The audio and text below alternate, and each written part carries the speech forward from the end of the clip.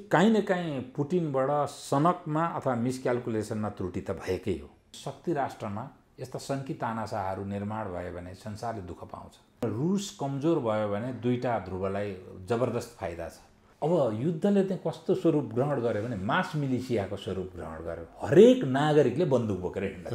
जेलेनिस्की भन्ने यहुदीलाई अगाडि सारेर अब चाहिँ पुटिनले आफ्नै खाल्डो त खडिराखेका छैनन् भन्ने स्थिति छ। दुःख चाहिँ संसारले पाउने भयो। शैतानसित मित्रता भए पनि शत्रुता भए पनि दुःखै पाइन्छ भने टर्कीले रियाक्ट गर्यो भने त रुस त ठुलो देश भए पनि उसको जियोपोलिटिकल बाध्यता यस्तो छ कि उसको झन्नै झन्नै भूपरिवेष्टित देश हो।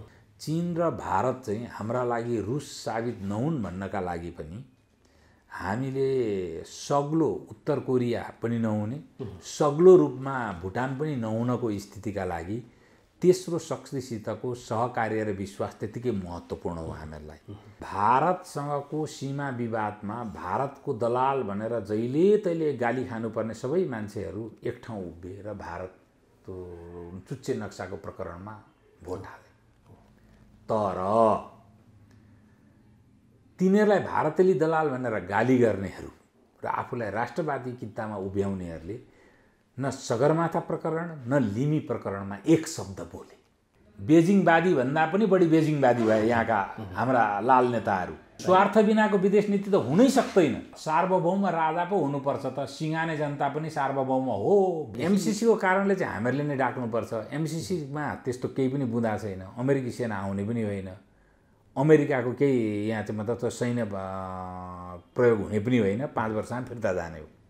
यो चाहिँ न्यू मात्रै हो चाइनालाई। सडकमा ढोल पिट्ने विषयवस्तु होइन। सडक र सञ्जालको दबावमा भिडले क्यान्सिल गर भनेर क्यान्सिल गर्नुपर्छ भनेर भिडलाई इन्डोर्स गर्ने हाम्रा छिमेकी, यहाँका बुद्धिजीवी, यहाँका राजनीतिकर्मीहरू के चाहन्छन्? अराजकता होइन यो भने? धेरै नै हामीहरूलाई चाहिँ प्रभावित हुन्छ। कराएर के गर्नुहुन्छ? यहाँलाई एभरेस्ट नेपालमा हार्दिक स्वागत छ। धन्यवाद। आराम हुनुहुन्छ? ठिकै छ, चलिरहेको छ।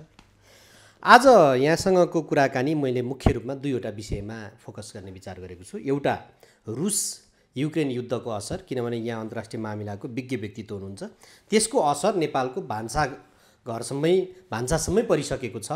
अब मूल्य वृद्धि क्रमशः त्यो तेलमा मूल्य वृद्धि हुँदै छ, त्यसको असर अरूमा देखिन्छ।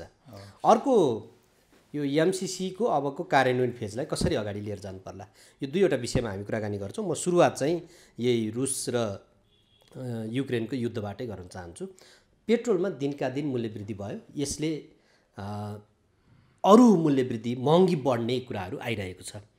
आगामी दिनमा हामीलाई कस्तो किसिमको असर पर्ला, यसलाई कसरी हेरिराख्नु भएको छ? आर्थिक रूपमा गम्भीर असर पर्ने परिस्थिति त वर्ल्ड ब्याङ्कले पनि भनिसक्यो। हामीहरूलाई मात्रै नै यो असर भारतलाई पनि परिरहेको छ, चीनलाई पनि परिरहेको छ। ठुलो ठुलो अर्थतन्त्र हुन्। तर अब चीनलाई असर पर्दा भन्दा भारतलाई असर पर्दाखेरि चाहिँ हामी धेरै प्रभावित हुन्छौँ, किनभने हाम्रो मौद्रिक अर्थव्यवस्था भारतसित पेग भएर बसेको छ। भारत र अर्को कुरा के पनि सँगसँगै छ भने जुन अहिले रुसलाई नाकाबन्दी लगाइएको छ, स्विफ्टबाट पनि संसारबाट पेमेन्ट हुँदैन रुसलाई। हजुर। त्यो अवस्थामा चीनसित द्विदेशीय विनिमय प्रणाली स्थापित गरेर र अहिले त अर्को पनि आइरहेको छ क्रिप्टो ट्रान्ज्याक्सनबाट पनि, क्रिप्टो करेन्सी मार्फत पनि, अथवा चीनसित ट्याङ्काको क्यास डलरको एकदम कन्टेनरमा डलरै लिएर गएर, किन डलरको क्यासै पनि त चीनलाई त आपत्तिको विषय छैन अहिले। त्यो स्थितिमा अब सस्तो मूल्यमा ग्यास र तेल चीनले चाहिँ किन्न पाउने त्यो परिस्थिति भारतका लागि नभएको त्यो स्थिति छ। र अन्तर्राष्ट्रिय स्तरमै तेलको मूल्य चाहिँ बढै छ। अब यो स्थिति रह्यो भने अमेरिका र सम्बद्ध राष्ट्रहरूमाथि पनि एउटा प्रश्न खडा हुन्छ त ओपेकको निर्णय चाहिँ अमेरिकाले प्रभावित पार्न सक्छ। हजुर। त ओपेकको निर्णय प्रभावित पार्न सक्छ भने ब्रेन्ट क्रुड चाहिँ ओपेकका राष्ट्रहरूले पनि बढी उत्पादन गर्नु पर्यो। जो हामीहरूले मध्यपूर्व जुन खाडी क्षेत्रको तेलहरू हुन्छ र अमेरिका बाहेकका तेलहरूलाई चाहिँ ब्रेन्ट क्रुड भन्छ, क्रुड आइल। र अमेरिकाले पनि आफ्नो आपतकालीन रिजर्भको लागि रहेको भनेर 60 मिलियन ब्यारेल तेल चाहिँ उसले फोक्का गरिसकेका छ। केही त तेलको मागहरू अगाडि आइरहेको छ। तर यो सँगसँगै फेरि परिस्थिति के भयो भने अहिले रुसलाई नाकाबन्दी लगाइसकेपछि युरोपको तेल र ग्यासमाथिको जुन निर्भरता छ, रुसको निर्भरता, त्यसबाट युरोपलाई स्वतन्त्र बनाउनका लागि अमेरिकाको तेल र ग्यास चाहिँ त्यता जाने सम्भावना भयो। अब अमेरिकाले अब हिजो बेलुकाको न्युज हेर्दाखेरि ब्रेन्ट क्रुड $120 प्रति ब्यारेल गइरहेको छ हैन। हजुर। अनि सेल ओइल अथवा टेक्सास इन्टरमिडिएट चाहिँ $110 प्रति ब्यारेलमा गइरहेको छ। त्यो भनेको अमेरिकन ओइल। अब यो अवस्थाबाट भएभरको तेल र ग्यास युरोपलाई आपूर्ति गर्नुपर्ने, अनि हामीहरू जस्ता देशहरूलाई चाहिँ त्यो आपूर्तिको न्यूनता हुने र त्यसले चाहिँ सिद्धान्तअनुसार मूल्य बढ्ने भएर पीडित हुने अवस्था देखियो। यसलाई अब यसको नेतृत्व त भारतले गर्नुपर्छ, किन सबभन्दा ठुलो अर्थतन्त्र यी देशहरूमध्ये भारत हो। भारतले कुरा उठाउनु पर्यो, दक्षिण अफ्रिकाले यो कुरा उठाउनु पर्यो, जो ठुला सर्वाधिक तेलका चाहिँ मतलब आयातकर्ताहरू हुन्। यो कुरा उठाएर तुरुन्तै यसलाई चाहिँ $100 तल लिएर आउने परिस्थिति चाहिँ निर्माण गरिहाल्नुपर्छ। नभए धेरै नै हामीहरूलाई चाहिँ प्रभावित हुन्छ। कराएर के गर्नुहुन्छ? सरकारसित उपाय छैन। अब कर घटाइदिउँ पेट्रोलियममा, तलब खुवाउने पैसा कहाँबाट आउँछ? सबभन्दा बढी कर आउने पेट्रोलियम प्रडक्टबाटै हो। अनि यो दोहोरो तेह्रो बारमा हाम्रो चाहिँ अर्थतन्त्र पर्छ। त्योदेखि लिएर अब अर्को पनि तपाईँलाई चाहिँ समस्या पर्छ। हेर्नुहोस्, संसारमा 20% यो गहुँको उत्पादक चाहिँ रुस र युक्रेन हुन्। अब युक्रेनबाट आपूर्ति गर्न परिस्थितिले सम्भावना भएन। रुसबाट नाकाबन्दीले भएन। संसारभरिमा जुन कार्बोहाइड्रेट छ, सबभन्दा महत्त्वपूर्ण खाद्य भने त कार्बोहाइड्रेटै हो। त्यसको मुख्य स्रोत भने 3टा हो। या त धान, चामल, या त गहुँ, या त क्यासावा, जसलाई हामीले सिमल तरुल भन्छौँ नि, क्यासावा। अब यसले स्वाभाविक रूपमा गहुँको आपूर्ति कम भएपछि त त्यसको चाप चामल र क्यासावामा पर्छ। त्यसै अफ्रिका, जुन अफ्रिकाको धेरै अफ्रिकी राष्ट्रहरू क्यासावामा आधारित उनीहरूको स्रोत छ। इभन हाम्रो चाहिँ दक्षिण भारततिर पनि, यो हाम्रो क्षेत्रको दक्षिण भारततिर पनि क्यासावामा आधारित कार्बोहाइड्रेटको स्रोत छ। अनि यो दुईटैमा र चामलमा पनि यसको दबाब परेर महँगी बढ्न सक्छ। एक त पेट्रोलियम प्रडक्टको ढुवानीको कारणले बढ्ने आफ्नो ठाउँमा छ। अर्को माग र आपूर्तिको कारणले कार्बोहाइड्रेटमा मूल्यको चाप बढी पर्न सक्छ। अनि कार्बोहाइड्रेटको चापबाट त प्रोटिनमा पनि त्यो स्वाभाविक रूपले, अन्य खाद्य सामग्रीमा पनि स्वाभाविक रूपले यो बढ्ने सम्भावना देखिन्छ। अर्को अब तेल भनौँ न, जस्तो सनफ्लावरको तेलको ठुलो आपूर्तिकर्ता मध्ये युक्रेन हो। अर्को युक्रेनले चाहिँ केमिकल फर्टिलाइजरको पनि ठुलै आपूर्तिकर्ता हो युक्रेन। यस्ता सबै कुराहरूमा एउटा चक्रीय असर पर्न सक्छ हेर्नुहोस्, र त्यसको प्रकोपमा हामीहरू पर्न सक्छौँ र परि नै सकेका छौँ।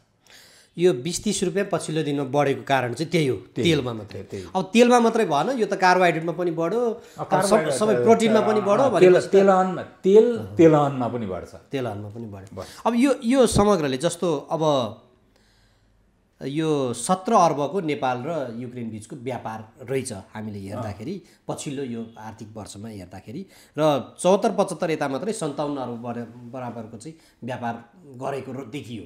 डाटा तथ्याङ्कहरूले त्यो देखायो। आगामी दिनमा अब यो युद्धको यो बाछिटाको असर चाहिँ यतापट्टि पर्ने भयो। तर यो युद्धलाई रोक्ने दिशामा हैन, युद्धलाई चाहिँ नि अब अन्त्य हुने दिशामा त्यो कहिलेसम्म जाला, के होला भन्ने चाहिँ तपाईँलाई लाग्छ? त्यो त हाम्रो हातको कुरा त भएन हैन। अब अन्तर्राष्ट्रिय यो त अब राष्ट्रसङ्घ छ, अमेरिका, चीन, भारत जस्ता देशहरूको दबाब र प्रभावबाटै मात्रै यो सम्भव हुने हो। अहिले युद्धलाई शान्तिको परिस्थितिमा लिएर जान चाहिँ प्रमुख भूमिका चीनको हुनुपर्ने हो। तर चीनले रुसलाई इन्डोर्स गरेको, समर्थन गरेको अवस्था छ। अब यो प्रोभोकेसन हो कि, किनभने रुस कमजोर भयो भने दुईटा ध्रुवलाई जबरदस्त फाइदा छ। अमेरिकालाई पनि फाइदा छ, चीनलाई पनि फाइदा छ। ग्यास र पेट्रोलियम प्रडक्ट सस्तोमा पाउँछ एउटा। रुसका सम्पूर्ण सामग्रीहरू चाहिँ प्रतिबन्धित भएको अवस्थामा हजुर र रुस कमजोर आर्थिक रूपले कमजोर भएको अवस्थामा अब अमेरिकाको प्रतिध्रुवको रूपमा स्थापित हुने मौका चाहिँ चीनलाई मिल्दछ र रुससित लामो सीमा चीनको जोडिएको हुनाले जुन रुससँगकोलाई लक्षित गरी रुसलाई रक्षित गरी उसले जुन मिलिटरी एसेट्स चाहिँ त्यहाँ राखेको छ त्यो मिलिटरी एसेट्सको बजेट घट्ने बित्तिकै र त्यत्रो मिलिटरी एसेट्स त्यता राख्नु नपर्ने भएपछि पूर्वी चीन सागर र दक्षिण चीन सागरमा उसको चाहिँ बढी कन्सन्ट्रेसन बढ्न सक्छ र त्यतापट्टि चाहिँ मिलिटरी एसेट केन्द्रित गर्न सक्छ र भारत लक्षित मिलिटरी एसेट पनि उसले बढी केन्द्रित गर्न सक्छ। तर चीनलाई यो फाइदा भएको हुनाले रुसलाई प्रोभोक गरे हो कि तर त्यस्तो त्यो दिशामा चीन जस्तो ठुलो राष्ट्र चाहिँ यस्तो गैर जिम्मेवार भएर लाग्नु हुँदैन। चीनले चाहिँ रुसलाई आफ्नो प्रभाव प्रयोग गर्नुपर्छ सफ्ट पावर एउटा, अर्को भारतले पनि आफ्नो सफ्ट पावर प्रयोग गर्नुपर्छ। भारतले 60% मिलिटरी गुड्सहरू चीनबाट रुसबाट खरिद गर्छ र भारतले अन्तर्राष्ट्रिय धेरै मामलाहरूमा रुससित सहकार्य गरेका छ र रुसले प्रति भारतले पनि आफ्नो गोलबद्ध बनाएर प्रयोग गर्नुपर्छ। अब इजरायलको पनि आफ्नो सफ्ट पावर छ, आस्केनाजी यहुदीहरू चाहिँ रुसमा धेरै छन् र ती धनिक वर्गहरू हुन्। त्यो आस्केनाजी यहुदीहरू मार्फत रुसकै धनीहरूबाट अहिले दबाब गऱ्यो भने पुटिनलाई पछाडि हट्नुपर्ने बाध्यात्मक स्थिति आउन सक्छ र पुटिनकै लागि पनि यो चाहिँ कल्याणकारक छ भन्ने मलाई लाग्छ। किनभने सुरुमा हामी सबैले विश्लेषण गरेका थियौँ 76 घन्टादेखि अब यो 72 घन्टादेखि चाहिँ 96 घन्टासम्ममा युक्रेन अथवा 4 दिनसम्ममा युक्रेन चाहिँ उडा टेक्छ भन्ने, त्यस्तो भएन। अब युद्धले चाहिँ कस्तो स्वरूप ग्रहण गर्यो भने मास मिलिसियाको स्वरूप ग्रहण गर्यो। हरेक नागरिकले बन्दुक बोकेर हिँड्न थाल्यो। 4-5 करोड कति 4 करोडभन्दा बढी जनसङ्ख्या होला युक्रेनको, हरेक नागरिकले चाहिँ बन्दुक बोकेर हिँड्न थाल्यो। अब त्यहाँ तपाईँले एउटा 70 वर्षको बुढो मान्छेको एउटा भाइरल भिडियो हेर्नुभयो होला, उसले चाहिँ एउटा सानो ब्यागमा 4-5वटा स्यान्डविच र ट्र्याक सुट लगाएर मलाई पनि बन्दुक देऊ भनेर लाइनमा लागेर भर्ना हुन गइरहेको मास मिलिसिया र गुरिल्ला युद्धको अभ्यासमा जो युक्रेन गयो, यसले गर्दाखेरि रिटालिएसन चाहिँ भयङ्कर ठुलो हुने परिस्थिति देखा पर्छ। रुसले त्यहाँ आफ्नो कोही पक्षको राष्ट्रपति बनाएर त्यहाँ विजय प्राप्त गरे पनि अब यसलाई त दीर्घकालीन युद्ध गरेर रुसलाई कन्टेन्ट गर्न चाहिँ धेरै गाह्रो परिस्थिति, नराम्रो रुस फस्ने हो कि भन्ने परिस्थिति देखियो। अब यसमा फेरि युक्रेनलाई चाहिँ पैसाको खाँचो छैन। किन खाँचो छैन भने रुसलाई त्यहाँ अल्मल्याउनलाई त पश्चिम युरोप र अमेरिकाको पनि स्वार्थ छ। रुसले आफ्नो चाहिँ मतलब प्राकृतिक स्रोतहरू सस्तोमा बेच्ने भयो भने भोलि नाकाबन्दी नै खुल्दाखेरि पनि सस्तोमा पाउने भयो पश्चिम युरोपले, अनि पश्चिम युरोपले उसलाई पुरै पैसा पनि दिइराख्ने, त्यो ल्याजनिङ गर्ने, वरिपरिबाट नेटोको सेना राखेर दबाब पनि निर्माण गरिराख्ने।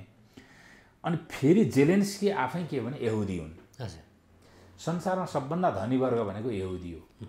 अनि यहुदीहरूले चाहिँ पैसा दिएर र बोकेपछि जसरी जार निकोलसलाई बाहिर, जार निकोलस त अर्थोडक्स क्रिस्चियन थिए, उनी एन्टिसेमेटिक भनेको यहुदी विरोधी पनि थिए। त उनको विरुद्ध स्टालिन र लेनिन भन्ने दुईटा यहुदीहरू टटसी भने 3टा यहुदीको चाहिँ लाई अगाडि सारेर समाप्त पारियो। अब अहिले आएर कदाचित पुटिन पनि अर्थोडक्स हुन्। धेरै रुसमा धेरै लामो समय पछाडि अर्थोडक्सको शासन चाहिँ दीर्घकालीन शासन आएको छ जार पछाडि। त्यो अवस्थामा फेरि अर्को जेलेनिस्की भन्ने यहुदीलाई अगाडि सारेर अब चाहिँ पुटिनले आफ्नै खाल्डो त खरिराखेका छैनन् भन्ने स्थिति छ। रुसमै आन्तरिक रूपमा पनि सबै चाहिँ सहरहरूमा जबरदस्त युद्धको विरोध भइरहेको छ त्यहाँ। र रुसकै खर्बपति एकजना जो ब्रिटिस चाहिँ फुटबल क्लबका मालिक थिए, फुटबल क्लबै बेचेर युक्रेनलाई सहायता गर्नतिर लाग्यो उनी। रुसकै खरबपति अरबपतिहरू पनि केही पुटिनको विरुद्धमा देखिए।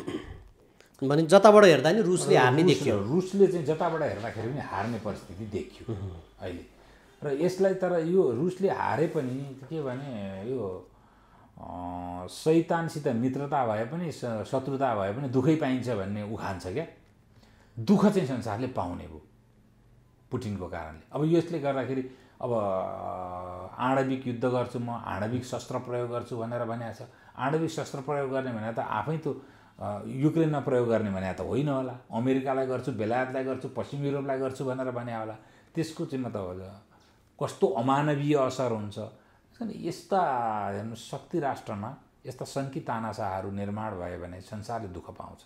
पहिले पनि चाहिँ मुसोलिनी र हिटलरले गर्दा दुःख पाएको हो। सङ्कीर्ण राष्ट्रवाद हाबी भयो, त्यसकारणले सङ्कीर्ण राष्ट्रवाद पनि नभनौँ, अब स्वार्थको राष्ट्रवाद भनौँ के भनौँ होइन त्यसलाई।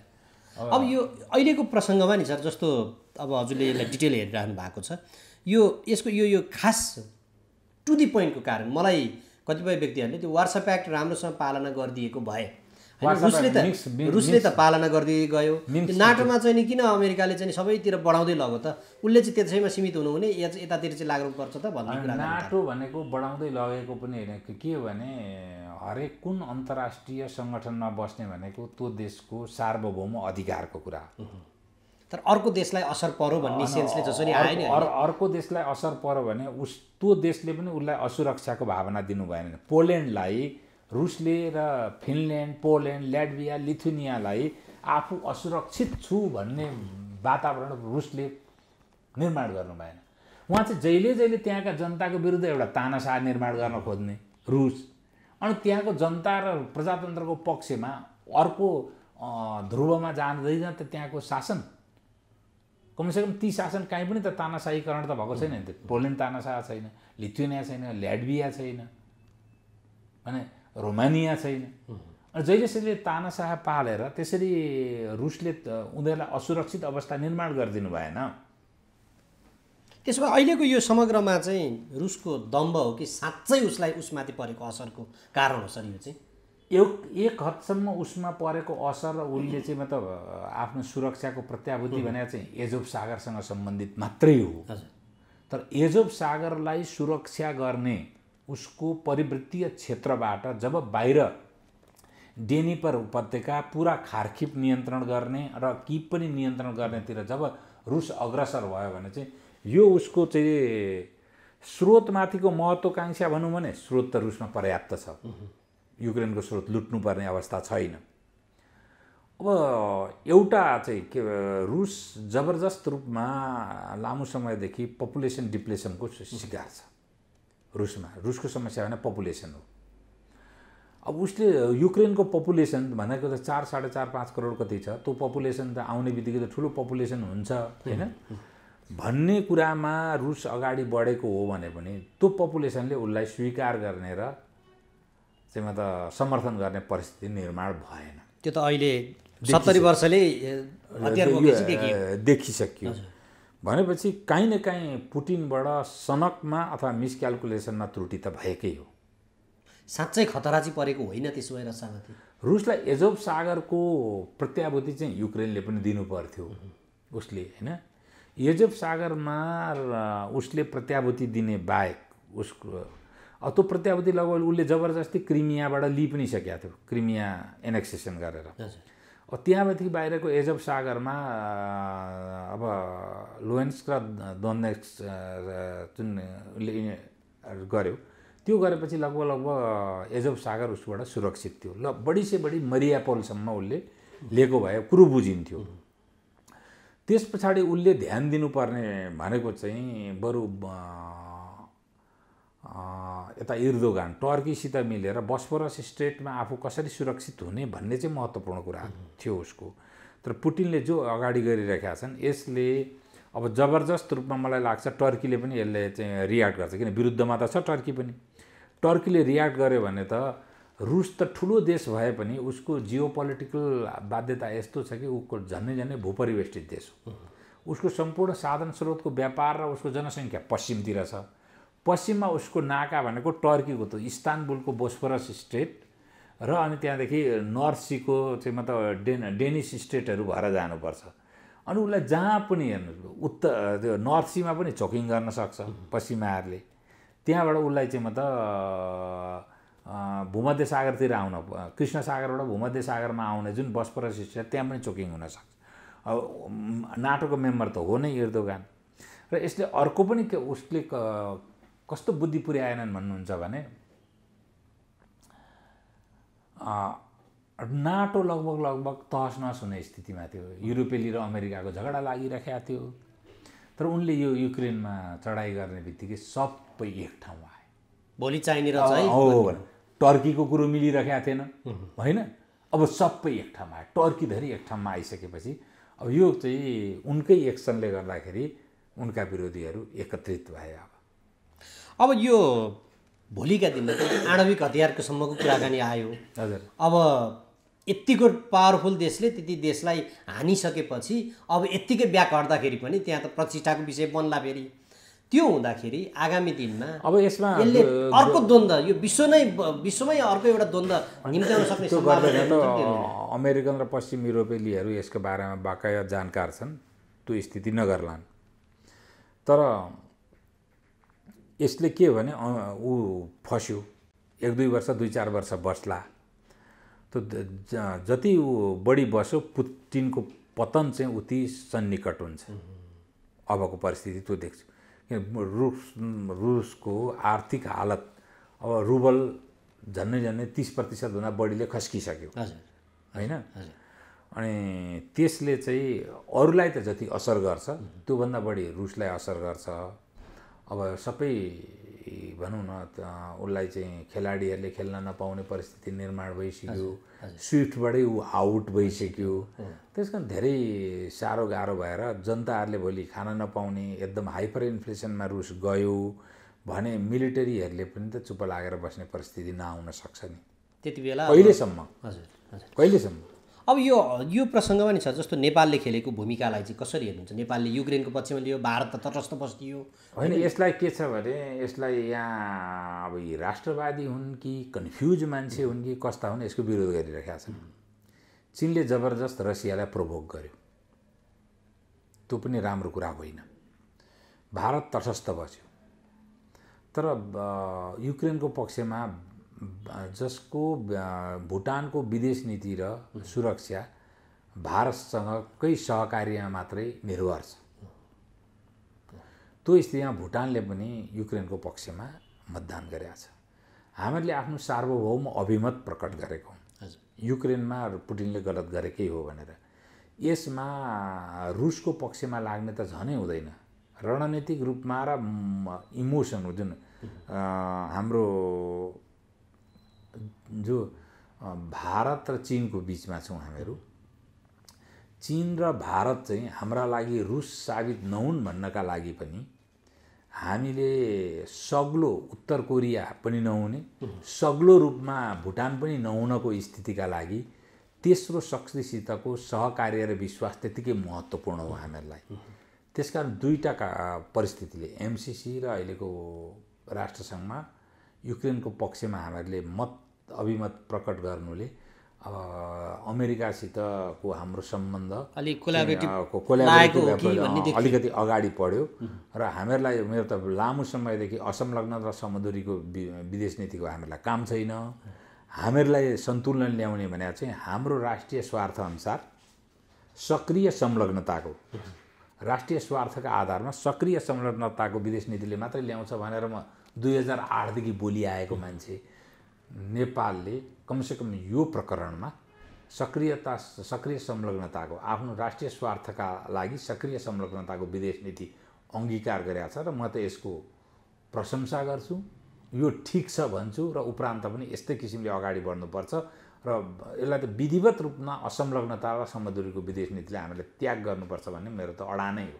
अब यो प्रकरणबाट किनभने एउटा सानो देशलाई अर्को ठुलो देशले आफूलाई सुरक्षा खतरा भयो, अर्को चाहिँ नाटोसँग अथवा उसलाई जुन सङ्गठन ठिक लाग्छ त्योसँग मिल्न आँटो भन्ने दिशाले जसरी त्यो आक्रमण भयो, नेपाल पनि त सानो देश छ। यहाँ त अब यही एमसिसीकै कारणले जसरी यहाँ चाहिँ हल्लाहरू आइरहेछ, भोलिको दिनमा यो चाहिँ अब चीनलाई असर पर्यो भनेदेखि चीनले त यहाँ आक्रमण गर्छ भन्ने खालको जसरी हल्लाहरू चाहिँ भइरहेको छ। अनि फेरि अमेरिकासँग चाहिँ कोलाबोरेटिभ रूपमा चाहिँ नजिक भए जस्तो देखियो। हामीलाई चाहिँ साँच्चै फेरि आगामी दिनमा असर पर्ला कि नपर्ला सर? अब होइन, त्यो चाहिँ असर पर्नु हुँदैन र त्यो कुनै राष्ट्रले त्यो महत्त्वकाङ्क्षा राख्यो भने त्यसमा हामीहरूले अहिलेसम्म जसरी यसलाई चाहिँ सन्तुलन र समन्वय र दबाव तिनटै नीति अवलम्बन गरेका छौँ। तिनटै नीतिबाट हामीहरू त्यसबाट उम्किन सक्छौँ भन्ने मलाई लाग्छ। तर गर्न सकेनौँ भने चाहिँ हामीहरूमाथि दबाव र प्रभाव अझ हामीहरू च्यातिने र भाँचिने सम्भावना पनि छ। हामी एउटा त्रासमा त जहिले तहिले छौँ, तर त्यो त्राससित के गर्नुहुन्छ त? त्यो त्रासलाई चिर्नका लागि तपाईँ अब हामीहरूले सक्ने विदेश नीति र हामीहरूले सक्ने रणनीतिहरू अवलम्बन गर्ने हो। हामीहरूमा भारतसित हाम्रा धेरै सफ्ट पावरहरू छन्। हामीले जति उग्रताका साथ एन्टी इन्डियनिजमको खेती गरे पनि भारतले अहिले तुरुन्तै गरिहाल्न सक्ने स्थिति कमजोर किन छ भन्नुहुन्छ भने भारतेली जनता जबरजस्त स्वतन्त्र नेपालको पक्षमा छ। भारतेली सेनामाथि हाम्रो ठुलो प्रभाव छ। भारतेली धर्माधिकारीमाथि हाम्रो ठुलो प्रभाव छ नेपालको। र भारतमा धर्माधिकारीहरू शङ्कराचार्य लगायतका धर्माधिकारीहरूको ठुलो सामाजिक र सांस्कृतिक वर्चस्व छ। यी हाम्रा सफ्ट पावरहरूले भारतसँगको खतरा चाहिँ हामीहरूलाई कमजोर बनाउँछ। तर अहिले त चीनसँगको बढो नि छ। चीनसँग त हाम्रोको केही पनि छैन। र दोस्रो के छ भन्नुहुन्छ भने हाम्रो राष्ट्रवाद पनि विचित्र देखियो। कसरी विचित्र देखियो भन्नुहुन्छ भने अब भारतसँगको सीमा विवादमा भारतको दलाल भनेर जहिले तहिले गाली खानुपर्ने सबै मान्छेहरू एक ठाउँ उभिए र भारत चुच्चे नक्साको प्रकरणमा भोट हाले। तर तिनीहरूलाई भारतेली दलाल भनेर गाली गर्नेहरू र आफूलाई राष्ट्रवादी कित्तामा उभ्याउनेहरूले न सगरमाथा प्रकरण न लिमी प्रकरणमा एक शब्द बोले। भनेपछि हाम्रो भूमि उत्तरबाट जति इन्क्रोच भए पनि यो लाल राष्ट्रवादलाई त स्वीकार्य रहेछ। त्यो अवस्था आयो भने नेपालको जुन उच्च भूभाग छ त्यो भू राजनीतिक हिसाबले भारतको ठुलो चाहिँ मतलब कमजोरी हो।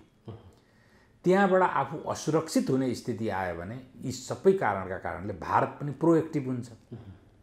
प्रतिरक्षाको लागि भारत प्रोएक्टिभ भयो र चीन तपाईँले भने जस्तै अगाडि बढ्ने भारत लक्षित गरेर नेपालको भूगोललाई प्रयोग गर्नका लागि अगाडि बढ्यो भने नेपाल च्यातिने र भाँचिने सम्भावना पनि हुन्छ। यो डरलाग्दो स्थिति चाहिँ छ हामीहरूसित। कतिपयले चाहिँ यही एमसीसीकै कारणले होइन, किनभने एमसीसीको कारणले चाहिँ हामीहरूले नै डाक्नुपर्छ। एमसीसीमा त्यस्तो केही पनि बुँदा छैन। अमेरिकी सेना आउने पनि होइन। अमेरिकाको केही यहाँ चाहिँ मतलब सैन्य प्रयोग हुने पनि होइन। 5 वर्षमा फिर्ता जाने हो। यो चाहिँ न्यू मात्रै हो चाइनालाई। होइन, प्रोजेक्टहरू त 5 वर्षमै फिर्ता नगएका उदाहरण पनि धेरै छन् भन्ने कुरा। त्यो चाहिँ हामीहरूले व्यवस्थापन गर्न सकेनौँ भने पनि 5 वर्षमा जान्छ अनि हाम्रो पैसाले गर्नुपर्छ। अब हामीहरूले रिक्वेस्ट अनुरोध गर्दा रोकिएला नरोकिएला थाहा छैन, तर डकुमेन्टको आधारमा ऊ जान्छ। होइन, त्यो त थप्दै पनि जिएमआरलाई जसरी थप्दै गइयो त्यो भने अलग। जिएमआर भनेको अर्कै हो त। जिएमआरलाई तपाईँले नथपेर के गर्नुहुन्छ? त्यहाँसम्म ट्रान्समिसन लाइन पुर्याउनु परेन, तपाईँले डाइभर्ट गर्नुभयो। यसको अर्को डिस्कोर्स छ है। म त्यतातिर गएन सर। अब यतैपट्टि मान्छे किनभने त्यो आशंका व्याप्त बनाइदिए क्या समाजमा। होइन, यही त लाल राष्ट्रवाद होइन। हजुर, अब लाल भक्ति भनौँ, बेजिङ भक्ति, बेजिङवादी भन्दा पनि बढी बेजिङवादी भए यहाँका हाम्रा लाल नेताहरू। त्यसले गर्दाखेरि त्यो परिस्थिति निर्माण भइरहेको छ। त्यो जनतामा वस्तु त त्यो होइन। यो रुस युक्रेनकोमा पुटिनले भने जस्तै तटस्थ नीति अंगीकार गरिदियो भने यो समस्या समाधान हुन्छ भन्ने कुराहरू आएको छ नि। जसरी अघि सरले भन्नुभयो तटस्थ नीति यस्तो हुन्छ। तटस्थ नीति भनेको के हुन्छ भने विवेक र नैतिकता भन्ने हुन्छ। कोही माथि बलात्कार भइरहेको छ, कसैको हत्या भइरहेको छ भने एउटा चाहिँ मतलब अझ युरोपेली देशहरूमा त कानुन छ। तटस्थ नीति भनेको तपाईँ युरोपतिर त कानुनै छ कि कोही मान्छेमाथि अन्याय अत्याचार भइरहेको छ, कोही मान्छे मर्न लागेको छ त्यहाँ एक्सिडेन्ट परेर भने त्यसलाई सबभन्दा पहिले जसले देख्छ त्यसले रेस्क्यु गरेन भने त्यसलाई कानुनी कारबाही हुन्छ। यो मोरल कुरा हो। तपाईँ तटस्थ यो नगरपालिकाको काम हो, यो सरकारको काम हो भनेर हिँड्न सक्नुहुन्न। त्यसकारण जहाँ यस्तो प्रकारको अन्याय अत्याचार हुन्छ त्यसको बारेमा फेरि के भने फरेन पोलिसीमा नि यही एप्लाई हुन्छ जस्तो ऊ आततायी तानाशाह वर्षौँदेखि बसेर त्यहाँको जनतालाई अत्याचार गरेको भए त्यसमा प्युनिसिभ इन्टरभेन्सन भन्छ होइन, त्यो हुन सक्छ। हेर्नुहोस्, अनि अब त्यो त होइन। जेलेन्स्की कति बस्थे? 5 वर्ष, अर्को 5 वर्ष अर्को आउँथ्यो होला, फेरि पुनर्निर्वाचित हुनु पर्थ्यो उनी त। अनि यो अवस्थामा जुन एउटा फ्री अथवा स्वतन्त्र सार्वभौम प्रजातान्त्रिक मुलुकमाथि जबरजस्त प्रकारको यो हमला छ र युद्ध थोपरिएको युद्ध छ, त्यसको त विपक्षमा उभिनै पर्छ नि। भारतको जस्तो बाध्यता छैन। उसको पो चाहिँ भोलि 60% मिलिटरी एसेट रुसबाट किनिया छ, त्यसको मर्मत सम्भार आएन र टेक्नोलोजीमा तलमाथि गरिदियो उसले भने त गाह्रो हुन्छ, किल स्विच हानिदियो भने त गाह्रो हुन्छ डिफेन्समा भनेर भारतको एउटा बाध्यता छ, हाम्रो त बाध्यता छैन। यो विदेश नीति पनि त स्वार्थले पो निर्धारण हुँदो रहेछ नि। स्वार्थ बिनाको विदेश नीति त हुनै सक्दैन, निर्धारण हुँदो रहेछ होइन। राष्ट्रिय स्वार्थकै आधारमा विदेश नीति तय हुनुपर्छ। हामीहरूको हकमा पनि हाम्रो हकमा जस्तो यही प्रकरणमा अब पहिले हामीहरूले राष्ट्रिय स्वार्थ तपाईँले निर्क्युल गर्नु पर्यो। राष्ट्रिय स्वार्थ निर्क्युल गर्ने के हो? तपाईँको राष्ट्रिय स्वार्थ के हो? नेपालको हाम्रो आर्थिक भूगोल के हो, हाम्रो सांस्कृतिक भूगोल के हो, हाम्रो आपूर्ति प्रणाली के हो, हाम्रो प्राकृतिक भूगोल के हो, यो एउटा हाम्रो स्वार्थ। दोस्रो, राजनीतिक स्वार्थमा हामी प्रजातन्त्र अन्तर्गत रहन चाहन्छौँ र संसारको प्रजातान्त्रिक बोर्डर डेमोक्रेटिक एलायन्स प्रजातान्त्रिकताको अवधारणा के हो र त्यसभन्दा बाहिर जाने कि नजाने भन्ने दोस्रो स्वार्थ। तेस्रो हाम्रो स्वार्थ भने हाम्रो विदेशी मुद्राको स्रोत भनेको श्रम निर्यात हो। श्रम निर्यातको सम्बन्ध कहाँ छ? चौथो, हाम्रा दाताहरू र हाम्रा कर्जा प्रदायक र अनुदान प्रदायकहरूको समूह कहाँ छ? पाँचौँ, हाम्रो चाहिँ डायस्पोरिक चाक कहाँ छ? हाम्रा दाजुभाइहरू अर्को देशको पिआर होइन अथवा नागरिकतै लिएर पासपोर्टै लिएर कुन देशमा बढी भइरहेका छन्, त्यो हाम्रो ठुलो सफ्ट पावर हो। यसका आधारमा हाम्रो विदेश नीति तय गर्नुपर्छ। त्यसरी हेर्दा त अहिले जे हामीले एमसीसी त्यसैमा जानु पर्छ। एक्ज्याक्टली ठिक छ, एकदम ठिक छ। यो अब यो विरोध गर्नेहरूलाई चाहिँ कसरी उ गर्ने त सर? त्यसो धेरै लाल मनोरोग हाम्रो पहिलेदेखि आएको हो कम्युनिस्टहरूका कारणले। त्यो लाल मनोरोगको परम्परागत सोच र सार्वभौम राजा पो हुनुपर्छ त, सिंगाने जनता पनि सार्वभौम हो भन्ने एउटा कुहिएको महेन्द्रकालीन सोच छ। त्यो आफैमा एक किसिमको मनोरोग हो। त्यो मनोरोगको कारणले र त्यो आग्रहका कारणले विरोध भएको हो। अरू बाँकी चाहिँ मतलब जो मान्छे प्रजातन्त्रमा विश्वास गर्छ र जो मान्छे प्रजातान्त्रिक छ त्यो मान्छेले विरोध गर्न पनि सुहाउँदैन, गर्दा पनि गर्दैन। अन्तिममा छौँ, घडी हेर्दै हुनुहुन्छ, समय यहाँको एकदम व्यस्त छ। म चीनले जुन यो एक्नोलेज गरियो भन्यो नि एमसीसी पासलाई, त्यो चीनले होइन, यो एमसीसीले नै एक्नोलेज गरियो, संसदबाट व्याख्यात्मक घोषणालाई चाहिँ बोलेन तर पारित भएको विषयलाई चाहिँ एक्नोलेज गरियो भन्यो। चीनले यसलाई प्यान्डोरा बक्सको रूपमा चाहिँ नि हेऱ्यो भन्ने कुरा चाहिँ छ। त्यसलाई चाहिँ यहाँले कसरी हेर्नुहुन्छ? यो चाहिँ अब यसमा तपाईँले युक्रेनबाट यतापट्टि आयौँ हामीहरू होइन। चीनसित हाम्रो स्वार्थ भनेको दुईटा, त्रासको स्वार्थ र आशको स्वार्थ। अहिले त मुख्य रूपमा त्रासको स्वार्थलाई हाबी बनाइयो, त्यही भएर जोड्न खोजेको। त्रासको स्वार्थ भनेर शक्तिशाली चाहिँ हान्छ कि क्या हो भन्ने होइन। आशको स्वार्थ भनेर धनवान छ केही पैसा दिन्छ कि भन्ने, त्योभन्दा बाहेक छैन। चीनको हामीहरू माथिको स्वार्थ पनि दुइटै हो। एउटा सानो बजार हो, एकलौटी बजार हो चीनको हाम्रो। अरू दुईटा स्वार्थ भनेको चाहिँ तिब्बत र एक चाइना पोलिसीमा हामीहरूले स्टिक हुनु पर्यो। त्यो हामीले भनिराखेकै छ। जब त्यो दुईटा स्वार्थ उसको परिपूर्ति गरेको छ भने उसले नेपालको राजनीति र परराष्ट्र नीतिसँग सम्बन्धित अरू कुनै विषयमा हाम्रा अघिका 5-6वटा राष्ट्रिय स्वार्थसित जोडिएर हामीहरूले अगाडि बढाएका सम्बन्धका कुराहरूमा उसले आफ्नो कुनै पनि रिजर्भेसन राख्नु हुँदैन। त्यसो भने अमेरिकाले त्यो पारित गर्नुभन्दा अगाडि किन बोलेको? फेरि चीनले चाहिँ नि फेरि यसमा किन प्रतिक्रिया दिएको होला सर? यो चाहिँ किन? त्यही भएर चाहिँ यो त चीन नै बढी भयो भन्ने हो मेरो। यसमा चीनको भूमिकासित म असन्तुष्ट। अमेरिकाले दबाब दिएर भन्ने कुराहरू गर्यो नि त। अमेरिकाले एउटै दबाब हो, कानुन सम्मत निर्णय गर भन्ने हो उनीहरूको। त स्पष्ट थियो। अस्वीकार गर्ने भने संसदले अस्वीकार गर, अस्वीकार गर्ने त दुईवटा ठाउँ हो, कि अदालतमा गर यो गलत छ भन्नु पर्यो, कि संसदले गलत छ फिर्ता लैजाऊ भन्नु पर्यो। सरकारले त हस्ताक्षर गरिसकेको छ। हजुर हो, या मेरो अनि त दुइटै भएन, सडकमा पनि अदालतले के अरे दरपिट गरिदियो। हजुर हजुर हो, यो गलत छ यसको विरोध भनिहाल्यो उसले। अब पार्लियामेन्टबाट निर्णय गर्नुपर्ने पार्लियामेन्टमा पनि नलैजाऊ अरे, अनि अदालतमा पनि मुद्दा दर्ता हुँदैन। अनि सडक र सञ्जालको दबावमा भिडले क्यान्सिल गर भनेर क्यान्सिल गर्नुपर्छ भनेर भिडलाई इन्डोर्स गर्ने हाम्रा छिमेकी, यहाँका बुद्धिजीवी, यहाँका राजनीतिकर्मीहरू के चाहन्छन्? अराजकता होइन यो भने। त्यस कारण यो अराजकतावादलाई इन्डोर्स गरेको कुरा चाहिँ पटक्कै मलाई चित्त बुझेन। अब यति मेरो रोकौँ कि अन्तिममा सर, जसले यसको प्रोजेक्टको पक्षमा आवाज उठाइदिए होइन, यो प्रोजेक्ट अन्ततः पारित पनि भयो, ती व्यक्तिहरूलाई कतैबाट परिचालित भएका भनेर चाहिँ टिप्पणी गरिदिने होइन, त्यस्तो खालको टिप्पणी। प्रजातान्त्रिक मुलुकमा ट्रान्सपरेन्ट हुन्छ, परिचालित र यसरी पैसा दिन सक्दैन। कुनै अटोक्रेटिक मुलुक होइन कि एउटा मान्छेको सनकमा राज्य कोषको परिचालन हुन्छ। अमेरिका भने ट्याक्कै सर। अब अन्तिममा त्यसो हो भने ठ्याक्कै मेरो यो अन्तिम प्रश्न पनि हो, युक्रेनको कारणले आफूमाथि, युक्रेन उतातिर लाग्दा, नाटोतिर लाग्दा आफूमाथि सुरक्षा खतरा हुने जस्तो देखेर रुसले जसरी आक्रमण गर्यो, किनभने मैले विषय अगाडि त्यसबाट सुरुवात गरेको भएर म यसैमा अन्त्य गराउँछु। यदि यही कारणले, यो प्रोजेक्टको कारणले हामीलाई चाहिँ असर पर्ने रहेछ भनेर चीनले महसुस गरेर हामीलाई भोलि चाहिँ यो एउटा त्यो साधन त बनाइन्न भन्ने खालको चाहिँ जुन आशंका छ, त्यसप्रति चाहिँ यहाँको के छ सर टिप्पणी? त्यो चीनले आशंका गर्नु हुँदैन।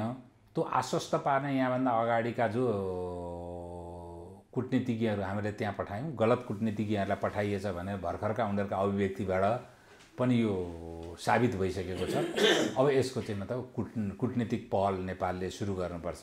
ब्याकडोर डिप्लोमेसी, क्वाइट डिप्लोमेसी सुरु गर्नुपर्छ। डिप्लोमेसी भनेको जहिले तहिले सडकमा ढोल पिट्ने विषयवस्तु होइन। त्यसो भए उसलाई आश्वस्त बनाइयो भने हामीले आनन्दले प्रोजेक्ट कार्यान्वयन गर्दा भयो। के अरे मङ्गोलिया भएको छ, यहाँ किन नहुने? हुन्छ, यो विचार र समयको लागि म आभार व्यक्त गर्छु। यहाँलाई पनि धन्यवाद।